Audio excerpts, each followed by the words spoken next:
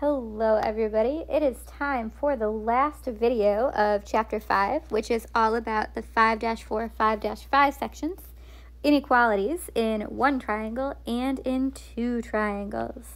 Starting here with number 15. A student said that a triangle with side lengths of 3 and 4 feet could have a third side with a length of 7 feet. Explain why the student is incorrect. What is a correct statement about the third side of a triangle?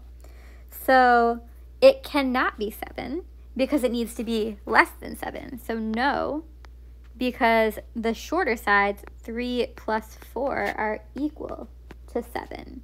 So a correct statement would be that the third side must be less than 7 to make a triangle. So the third side must be less than 7 instead. Number 16, Tia says that angle Q must be the largest angle in triangle QRS because 150 centimeters is greater than 70 centimeters is greater than 1.7. Explain Tia's error. The error here, of course, is that this is measured in centimeters and this is measured in meters. 1.7 meters is 170 centimeters. So R is the largest angle. So you can say 1.7 meters is 170 centimeters. So R, angle R, is the largest angle. All right. Identify the sides of triangle NOP. Which side is the longest? Which side is the shortest? In order to figure that out, we just need to know the third angle. So we'll do 180 minus 66 minus 60, and we'll find that the third angle is 54 degrees. So the side that's the longest is across from the 66-degree angle, that's OP, and the side that's the shortest is across from the 54-degree angle, that is NP. 22 and 23 determine whether the side lengths could form a triangle. All we need to do here to determine whether they could form a triangle is see whether the two shortest sides add up to more than the longest side. 9 plus 13 is greater than 15, so yes, those could make a triangle. Let's look at the other one. Two shortest sides, 40 plus 32, they add up to more than 65, so yes, that could also make a triangle. Up here, given two sides of a triangle, determine the range of possible lengths of the third side. So two sides are 10 and 12 inches. There are two possibilities. Either the side that we don't know is the shortest side, or it's the longest side, right? If it's in the middle, it'll get caught by this process anyway. So either it's one of the short sides, in which case x plus 10 would have to be greater than 12, or it's the longest side, in which case 10 plus 12 would have to be greater than the third side. So we just solve both of these. Subtract 10, x is greater than 2, and then here 22 is greater than x. And we can put those together into a compound inequality. So let's see, it's somewhere between 22 and 2, or 2 and 22. So we can say 2 is less than x is less than 22, just like that. So somewhere between 2 and 22. Same thing for number 29. If the missing side is the short side, then x plus 90 is greater than 150. If it's the long side, then 90 plus 150 is greater than x. So solve both of these.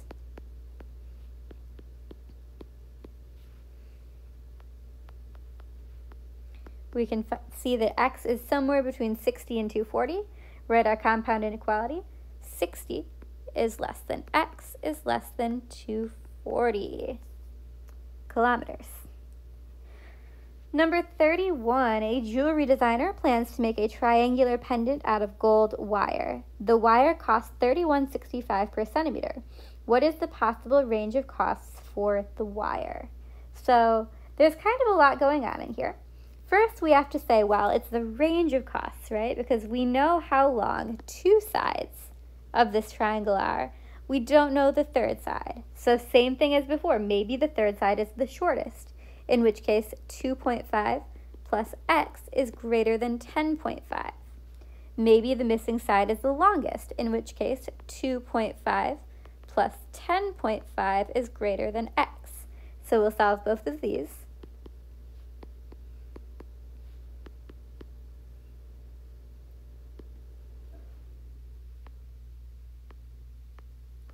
So x is somewhere between 8 and 13 centimeters, okay? That means that the shortest that our necklace could be, or our pendant could be, would be 10.5 plus 2.5 plus 8, right? And 10.5 plus 2.5 plus 8 is going to be 21. So the shortest it could be is 21. Said 21 and I wrote 22, is 21. If our pendant is the longest it could be, it would be 10.5 plus 2.5 plus 13 centimeters. All right, so that would be 26. So our pendant is in between 21 and 26 centimeters. And since each of the centimeters of wire costs $31.65, then we could do 21 times 31.65 for the shortest amount, and 26 times 31.65 for the longest amount. So we get 664.65 for the shortest, or the smallest amount of money.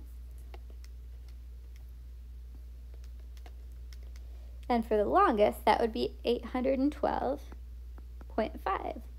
So the range of possible costs would be 664.65 to 812.50. And that would be the answer. Not a whole lot of space for you to do that problem there. I'm sorry about that. There we go. All right, and then on this page, look at triangle RST. Which statement is false? So let's take a look. It says TS is equal to TR. So TS and TR, well, we don't know.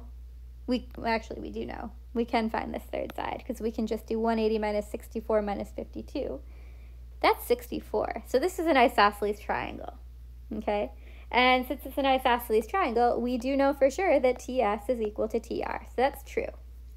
The measure of angle STR, 52 degrees, is less than the measure of angle TRS, 64 degrees. That's true. TR is longer than SR. TR is the side that is opposite of a 64-degree angle. SR is the side that is opposite of a 52-degree angle. So yes, TR is longer than SR. And then TS is less than SR. TS is the side that is opposite of a 64-degree angle. SR is the side that is opposite of a 52-degree angle. So actually, TS is longer than SR, which makes that the false statement. 8. Tanya has the scissors shown. Tanya writes the following description of how she will use the hinge theorem with the scissors. She said if you open the right pair of scissors to an angle of 30 degrees and open the left pair of scissors to an angle of 45 degrees, then by the hinge theorem, the distance between the blade tips of the left pair of scissors will be larger. What is her mistake in using the hinge theorem? When we use the hinge theorem, remember that the blades need to be the same length. If this was 6 and this was 6, we could use the hinge theorem the way she says. But since they're not, we cannot use the hinge theorem here. So the blades of the scissors are not the same length. The blades of the scissors are not the same length. So the hinge theorem cannot be used. So the hinge theorem cannot be used. All right. A, in number 10, write an inequality describing the range of x for each pair of triangles. So we look at the angles first. 60 is smaller and 75 is larger. So this amount, 2x plus 3, has to be larger than this amount, 15. So we have 2x plus 3 is greater than 15. And then we can go through and solve this. We don't need another one because by 2x plus 3 being bigger than 15, we also know that 2x plus 3 is bigger than 0. So we're good with just one inequality here because we know it's going to be bigger. So then we solve the inequality.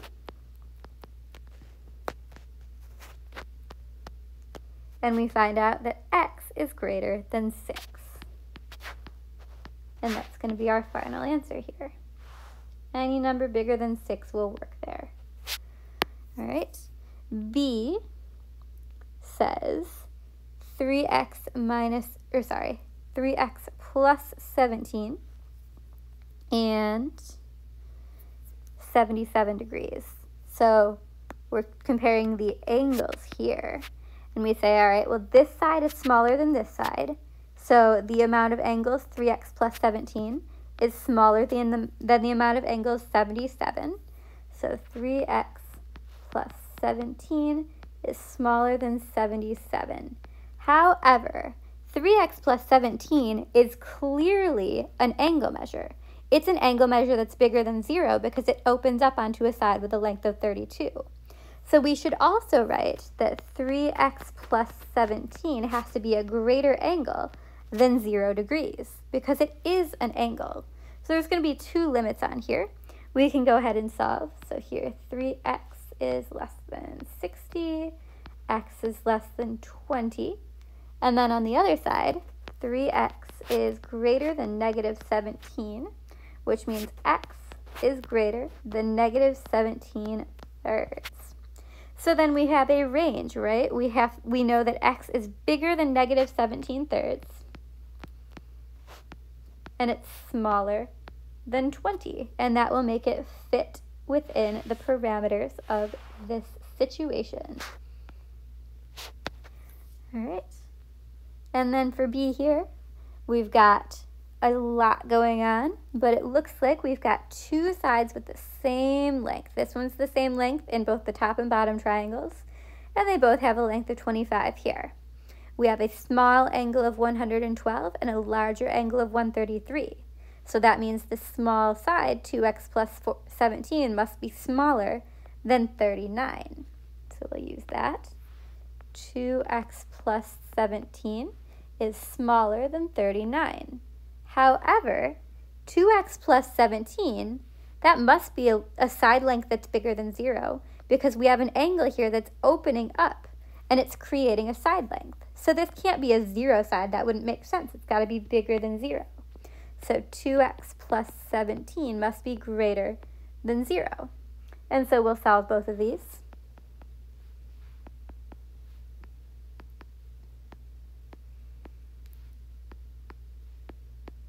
X is less than 11, and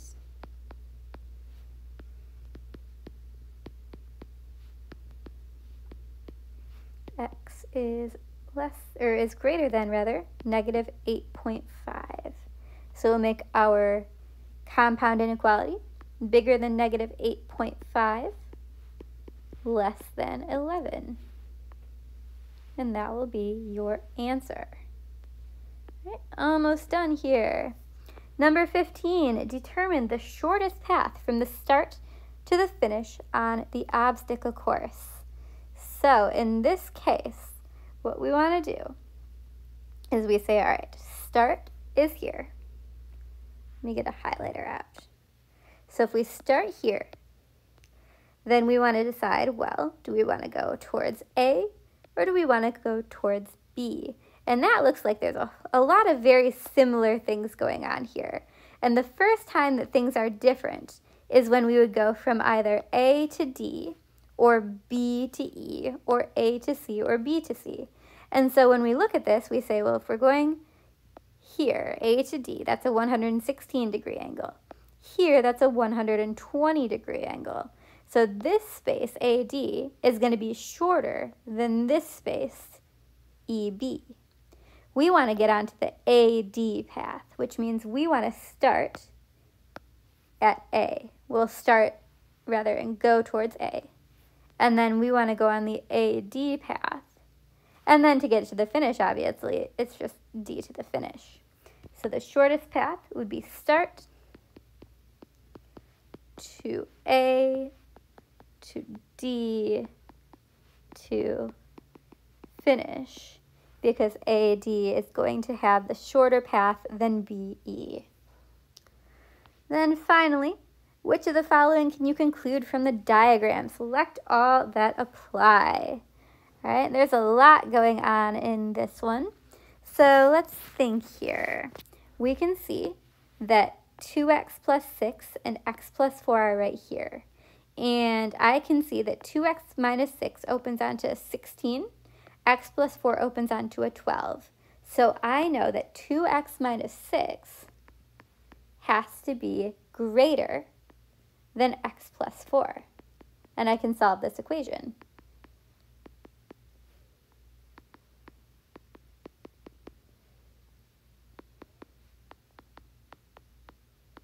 And I find that x is greater than 10. So there is a true statement. I also see something about the y values. I see that this y value angle, where am I looking? Sorry. This y value angle opens up onto a side with a length of 15. This 2y minus 101 angle opens up onto a side with a length of 16. So y must be less than 2y plus 101 because it opens up onto a smaller side than 2y minus 101. So I can write y is less than 2y minus 101. And I can solve this problem as well.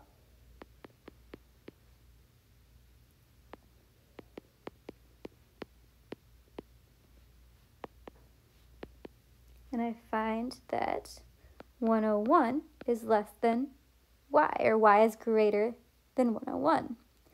And since we what we can conclude from there, we can't conclude that y is less than 101 because we know that y is greater than 101. However, since y has to be greater than 101, y also has to be greater than 10. So y is greater than 10 is a true statement because every number that's bigger than 101 is also bigger than 10. So that's kind of tricky, but the answers here are B and D. Right? If you've got any questions for me, make sure to ask me those during school, and have a wonderful day.